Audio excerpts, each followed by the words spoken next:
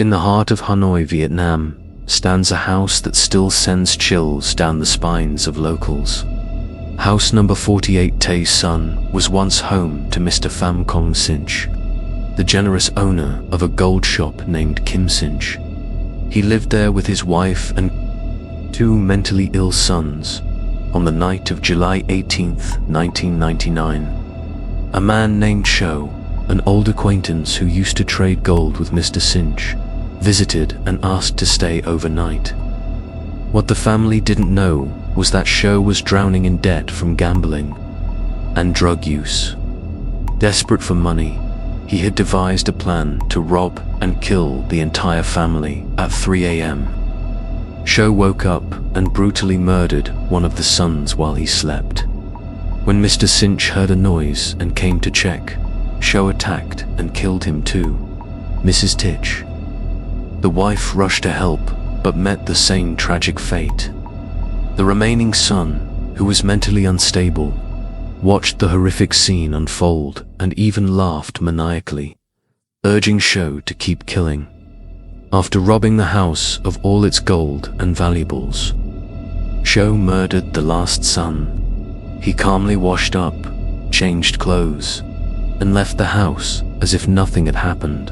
For a year after the massacre, locals claimed they could hear eerie, mad laughter echoing from the house around midnight. Laughter that would rise sharply, then suddenly stop. Some believed the house is still haunted by the spirits of the victims, unable to find peace after such a gruesome end.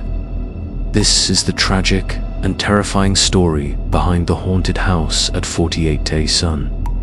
About a year after that house was cleaned, renovated, and listed for rent, the family of the person recounting this story came to rent it temporarily.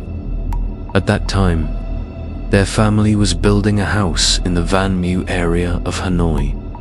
Uncle Bar would like to name the main character in this story John. John's father was not a very superstitious person, and furthermore, he had a strong will.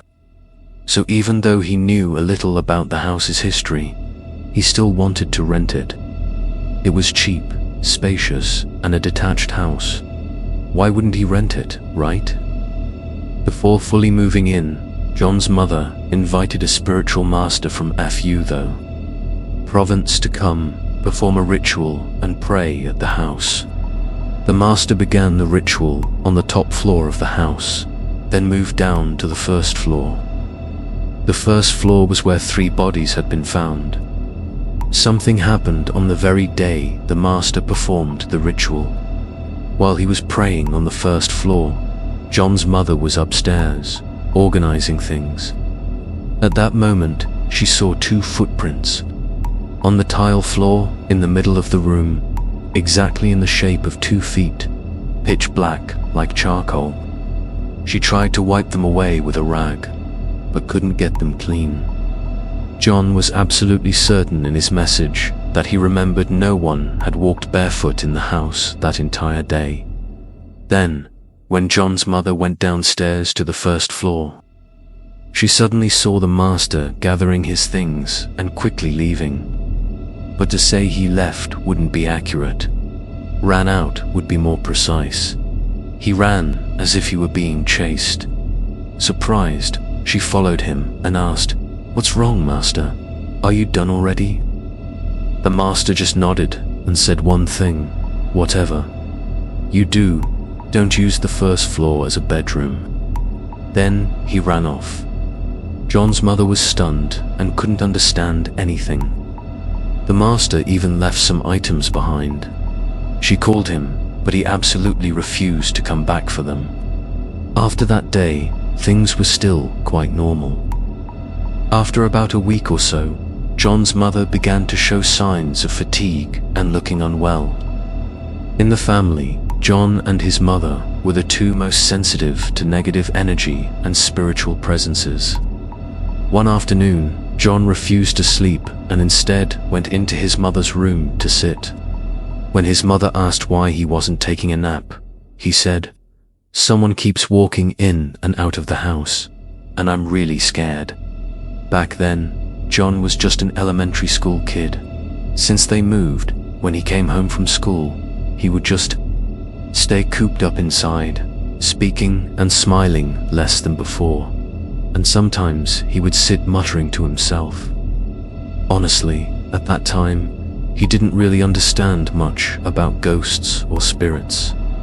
Everything was vague and unclear, so if you ask if he knew he was seeing ghosts, the answer is no.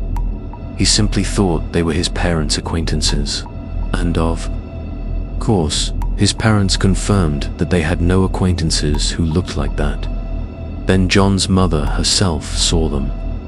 It started one afternoon when she was napping in her room. The window faced a dead, withered tree. She dreamed that on that tree was a man, pitch black from head to toe. Only his two wide, staring eyes were visible, glaring into the house. Even though it was just a dream, his mother said he stared at her for a very long time, like an entire hour. Then, when she woke up, she saw a cluster of pitch-black footprints, starting from the window, extending and stopping right under the bed where she lay. Of course, she was terrified at that moment. The next day, when John returned from his grandparents' house and went to his mother's room, he found her looking distraught, sitting on the bed. Yes, his mother was experiencing sleep paralysis, and not just one, but for sleep paralysis episodes simultaneously. Then it was John's father's turn, the man with an iron will. One time, his father stayed up late to watch something, maybe Euro or World Cup. While watching, his father went to the restroom. To get to the restroom, he had to pass the staircase. Right then, he heard voices, not just one, but several people talking. The voices came from his mother's room. His father said that when he stood outside looking in, even though the light in his mother's room wasn't on, the dim light from the hallway allowed him to see his mother sitting on the bed, facing the wall, and those murmuring voices were still in the room. When John's father turned on the light and woke his mother up, she was groggy and completely unaware of anything, didn't know who she was talking to, and even got annoyed. Another time, while still sitting in front of the TV, his father felt like his hair was being pulled several times in a row. And on one unique occasion, when his father quickly turned his head, he saw a single, bright red hand reaching out, about to grab his head dot. After that day, a deep red mark suddenly appeared on his father's neck, right across it, exactly like a knife/wound. That's not to mention that after hearing strange voices in his mother's room, his father moved into that room to sleep so his mother could sleep elsewhere. His father said that while sleeping in his mother's room, the bed kept vibrating as if electricity was running through it.